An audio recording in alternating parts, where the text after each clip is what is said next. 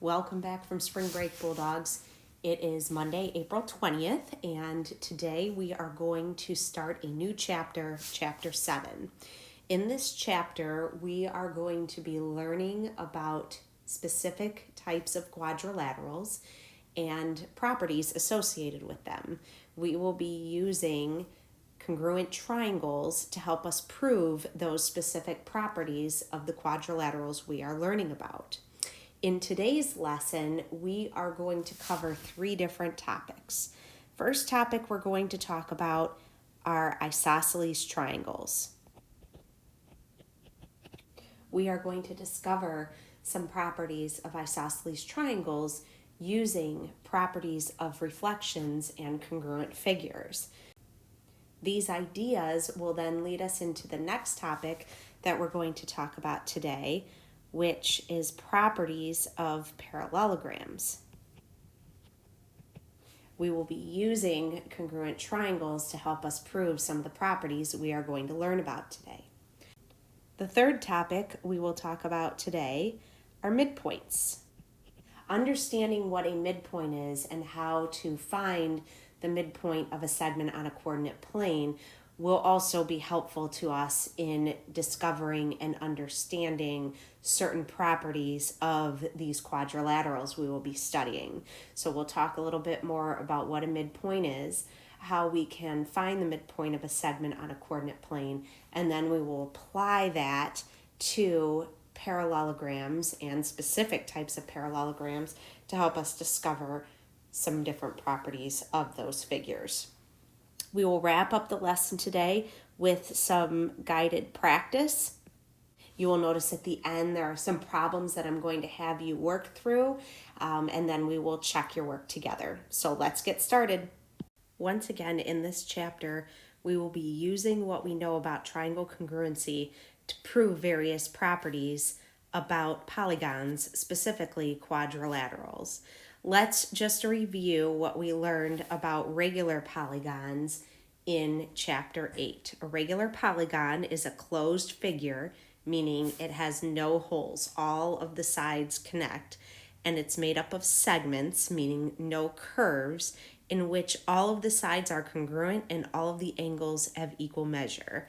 And I've included some examples there of regular polygons you have seen before. In the following problems, we're going to be using what we know about congruent figures and symmetry to discover some properties of isosceles triangles and parallelograms. First, let's start with properties of isosceles triangles. What I'd like you to do is grab some colored pencils, markers, or crayons for this section of your notes. Specifically, we're going to be using red and blue and green. The first thing I'd like you to do is outline triangle XYZ below in red.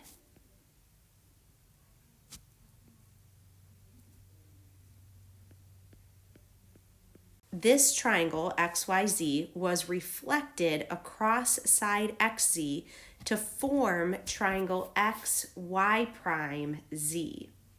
We are going to outline this new triangle, the reflected image, XY prime Z, in blue.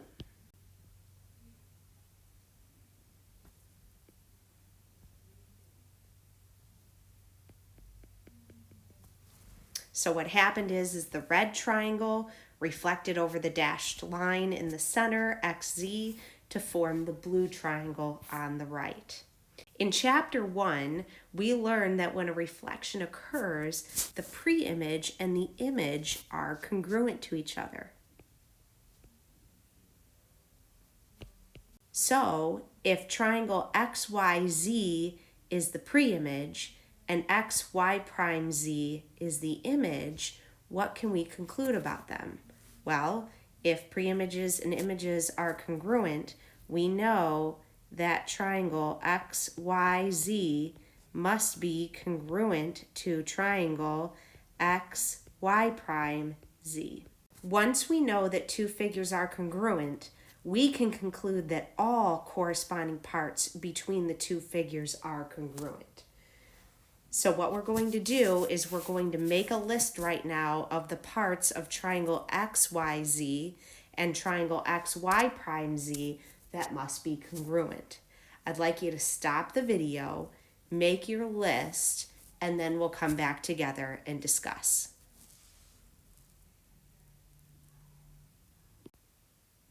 Okay, we're back now, so let's talk through the congruent parts of the red triangle XYZ and the blue triangle XY prime Z.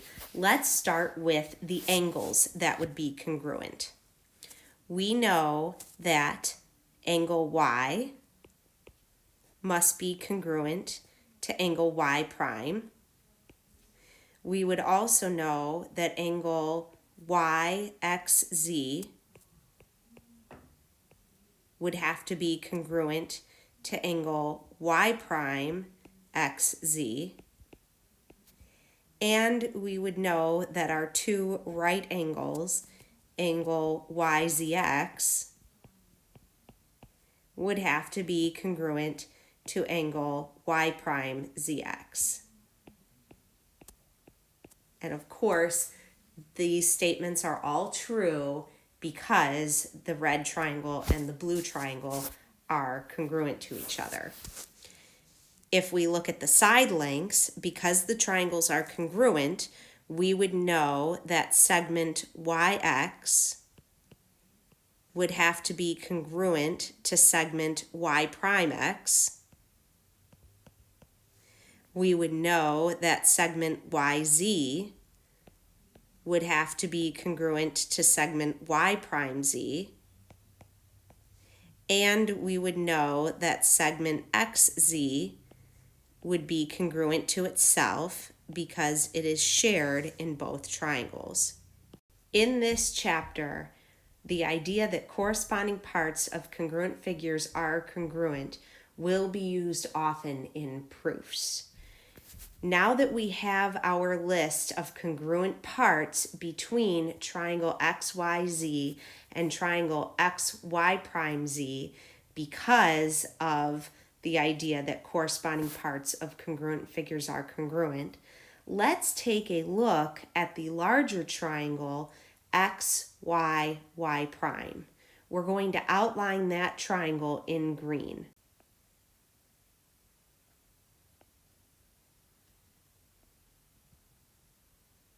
This triangle, XYY prime, was formed when we took the original red triangle, reflected it over side XZ, and created our blue triangle.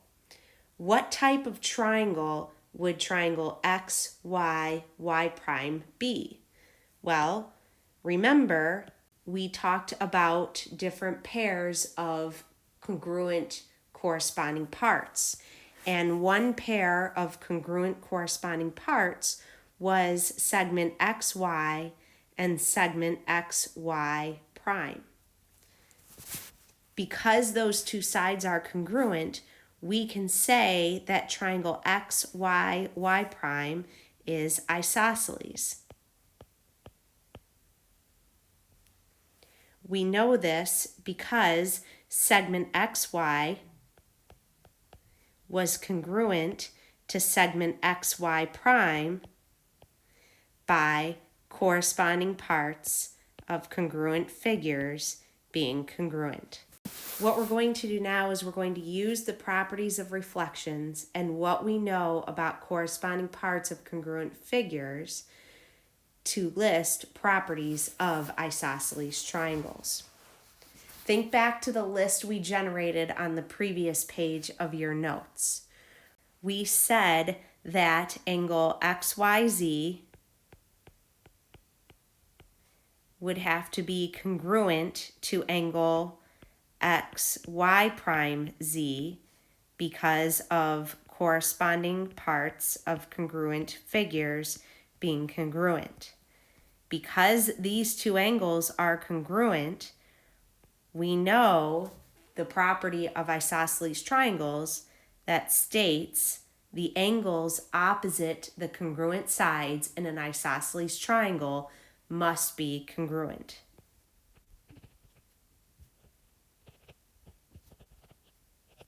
Now that we are familiar with this idea of corresponding parts and congruent figures being congruent, let's move on to learning some properties of parallelograms. First, plot and connect the points A, B, C, and D to form quadrilateral ABCD on the graph below. Parallelograms are quadrilaterals whose opposite sides are parallel. How can we verify that this figure meets this condition? Well, if we are going to show on a coordinate plane that opposite sides in a figure are parallel, we need to be thinking about slope. Segments or lines that are parallel have the same slope. Let's take a look at segment BC and segment AD. If we take a look at the slope of both of those segments, their slopes are equal to 0. Next, let's take a look at segment AB and segment CD. If we take a look at the rise and the run, or the change in Y and the change in X of segment AB, it's 2/1. If we do the same for segment CD, again, the change in Y is 2 and the change in X is 1. So we can also say that the slope of segment AB is equal to 2 and the slope of segment CD is also equal to 2. By doing this, we have shown that opposite sides are parallel because they have the same slope, and this verifies that the quadrilateral is a parallelogram. The diagonals in a quadrilateral are segments that connect opposite vertices. Use a straight edge, which would be just a ruler, to draw in diagonals AC and BD. We're going to find the equation of each diagonal, and also we are going to decide if the diagonals are perpendicular. Let's first take a look at diagonal BD. To find the equation of this diagonal, we need the slope and the y-intercept. The slope of this diagonal is its change in y over its change in x. To go from point B to point D, we need to go down 2 and over 2. The slope would be -2 over +2, which simplifies to a -1. To find the y-intercept, I'm going to use the equation y equals mx plus b. I know the slope, and I can use either the coordinates for point B or point D to help me solve for my y-intercept. I'm going to use the coordinates from point B. My y value is 3. My slope is -1 times the x value of 2 plus b.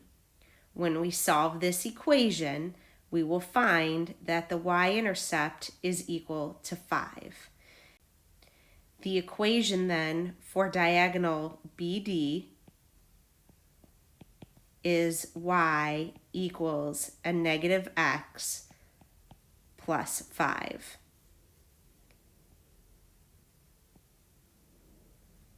I would like you to stop the video now and use a similar process to find the equation of diagonal AC.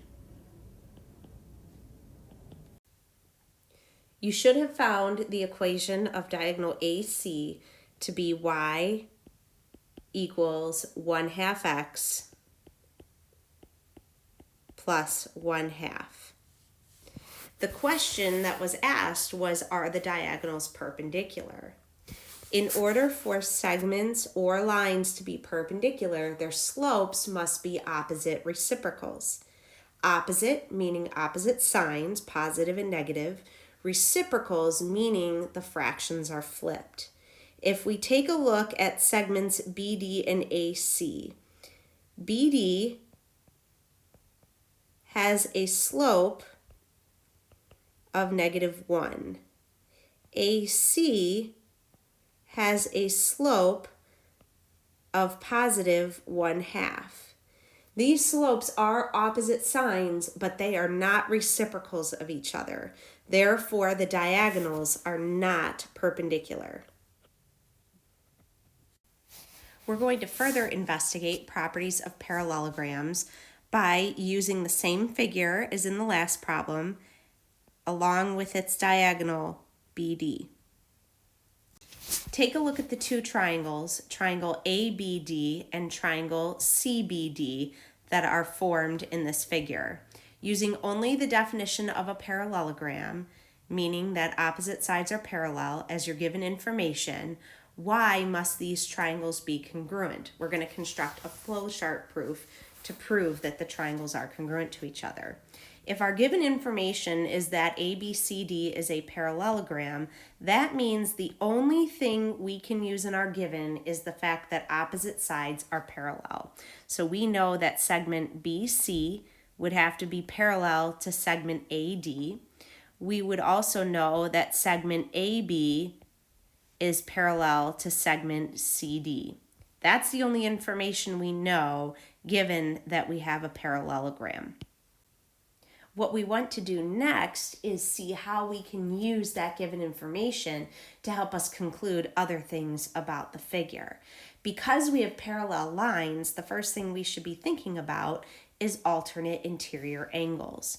For example, because of the top and the bottom parallel lines, we know that angles 1 and 2 must be congruent to each other.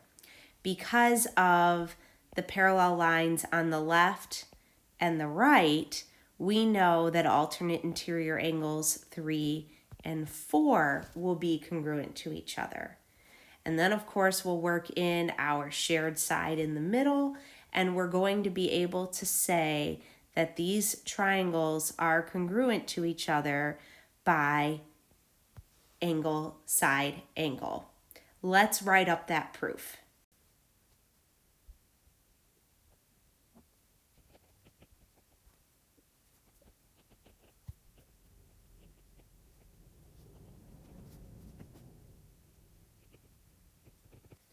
Now that we know the triangles are congruent, there are some conclusions we can make.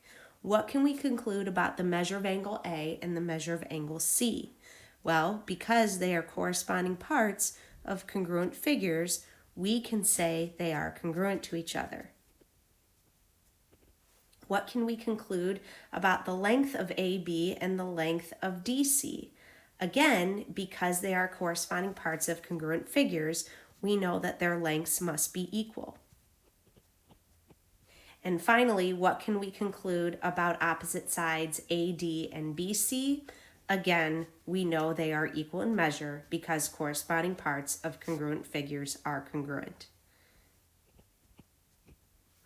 Because of congruent figures, we know that in all parallelograms, opposite angles are going to be congruent and opposite sides will also be congruent.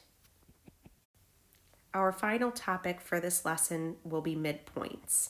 The midpoint of a line segment is the point that divides the segment into two equal parts. The first thing we're going to do is graph 2 points P and Q. Point P has a coordinate of 0, 3. And point Q is going to have a coordinate of 9, 8. It's a typo on my sheet, but it's correct on your worksheet. And we're going to find the midpoint of segment PQ.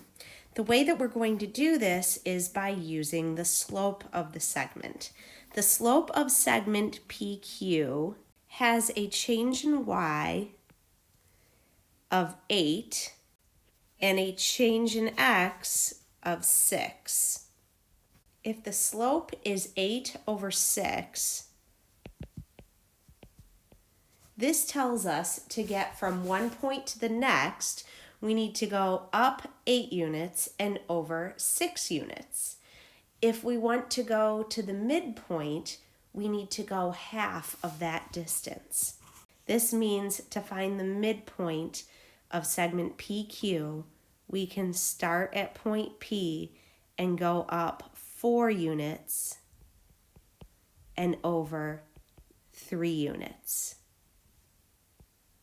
Again, to find the midpoint, we need to use half the distance that the slope tells us to travel.